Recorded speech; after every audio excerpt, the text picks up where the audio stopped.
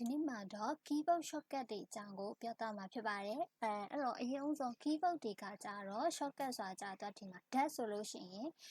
dt လို့ရိုက်လိုက်တယ်ဆိုရင် dat ဖြစ်သွားမှာဖြစ်တယ်။ dt လို့ရိုက်လိုက်တယ်ဆိုတာ ਨੇ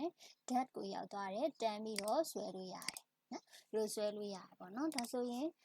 သူ့ကိုဒီ lighting feature ဆိုရင် lighting feature ကို click လိုက်ရင် lighting feature တွေကိုရောက်သွားမှာဖြစ်တယ်နော်။အဲ့တော့ဒီနေရာမှာကြတော့ညီမတို့ကဒီ lighting ဆိုတဲ့နေရာကိုသွားမယ်ပေါ့နော်။ဒါဆိုသူကကြတော့ lighting ဆိုတဲ့နေရာကိုသွားမယ်ဆိုလို့ရှိရင်သူ click တစ်ချက်နှိပ်ပေးမယ်။သူ့မှာကြတော့ဒီမှာ shortcut မရှိဘူးပေါ့နော်။အဲ့တော့ shortcut မရှိဘူးဆိုတဲ့အတွက်ညီမတို့ကသူ့ကိုဒီ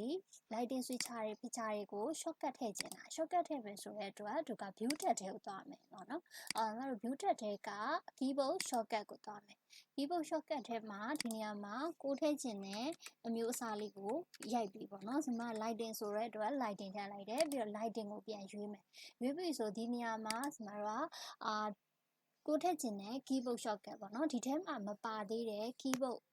မျိုးရေးပေးရမယ်နော်။ဒီထဲမှာမပါသေးတဲ့ဟာဆိုရင်သူ့မှာ3ဆိုတာဖြစ်နိုင်တယ်နော်။3ဆိုလို့ရှိရင်သူက keyboard shortcut မရှိနိုင်ဘူးပေါ့နော်။ဒါမှမဟုတ်လဲ4ပေါ့နော်။4ထည့်လိုက်တယ်ပြီးဆိုရှင် assign လိုက်နိုင်အဲ့တော့ assign က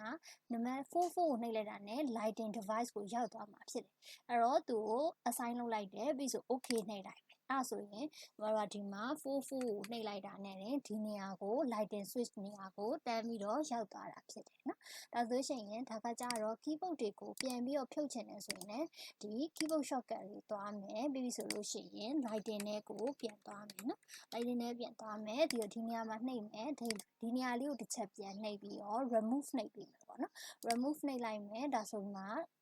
switch ဖြစ်သွားပြီအဲ့တော့မှ okay လုပ်လိုက်မယ်ဒါဆိုသူကကြတော့အခု4နှိပ်လဲသူ့ရဲ့နေရာမှာသူက lighting switch